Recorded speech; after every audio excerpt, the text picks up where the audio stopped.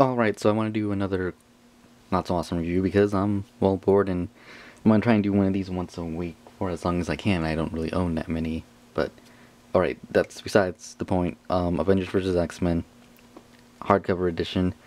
And before I start talking about it, there's really not that big of a difference between this and the softcover edition.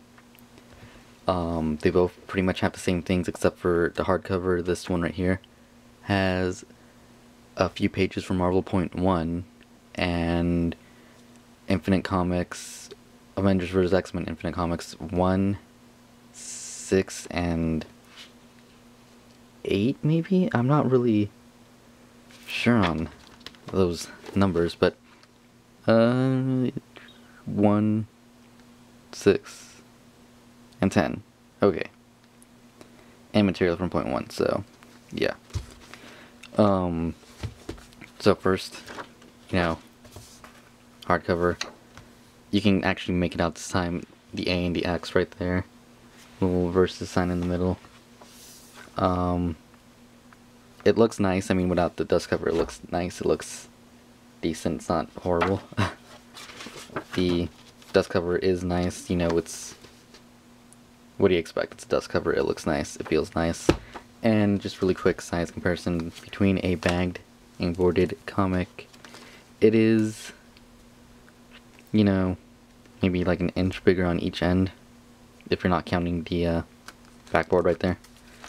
But, alright, let me talk about this. So it's Marvel's big event of last year, which pretty much started Marvel Now, you could say, because right after this ended, I think it might have been the same day, or maybe it was the week later after this ended, that Uncanny Avengers came out and read She-Hulk Marvel Now. I don't remember which issue it was, but it was right after this ended that started, I believe, and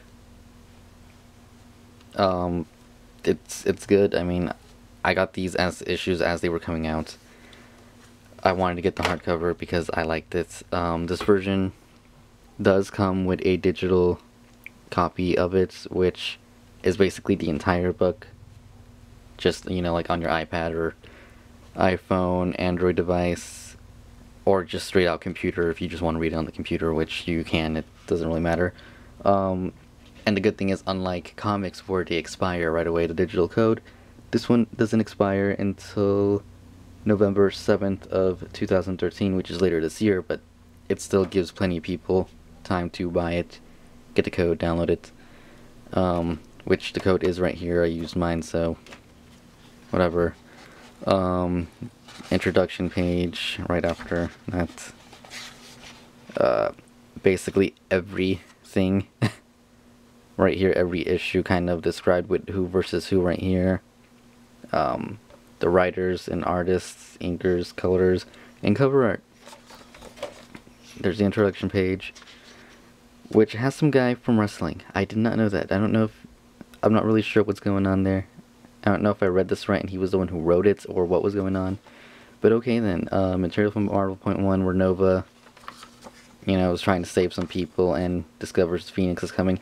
And basically, I didn't read this when it came out, so I didn't know, how long ago it was actually teased that this was going to happen before the first issue. But yeah, that kind of sets up the story for Avengers vs. X-Men, Zero, Hope Training, and all this stuff. So basically, for anybody who doesn't know, the Phoenix Force is returning to Earth. The X-Men, who at this point in time, there's only a couple hungry mutants left because of House of M, which I will probably do a review on later. And they all believe that Hope Summers, the first baby born after what they call M-Day, is going to save them. It's their messiah. She's going to use the Phoenix Force to save them, and Scott wants the Phoenix Force to come, take her over. The Avengers find out what's happening, and they're more terrified because of what's happened in the past with the Phoenix. So they basically are like, we're taking Hope with us. We don't want anything to happen. They're basically afraid.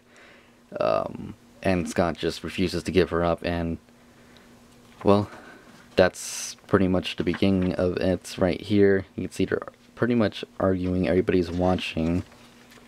I'm gonna try and keep this spoiler free, so I'm not going to talk too much into it. But as you can see, Scott is the first one to actually attack and helicarrier with Avengers. And overall, the story is good. I'd say it was divided into 3 acts when it came out, and I'd say the second act kind of slows down. The first act was pretty good. The second act takes place like a week later or something like that. It's a few weeks later. And it feels like it just slows down. It could have been a little bit better than it was, but it was still, in my opinion, pretty good. It was no House of M. I think House of M I like better just because it's more centered on X-Men. But that's just my opinion. I really do like this though. Hope runs away, and like I said, I'm gonna stop here with the showing of this part. But let's just say things get crazy. The Phoenix does make it to Earth at some point, and if you haven't read it, you should.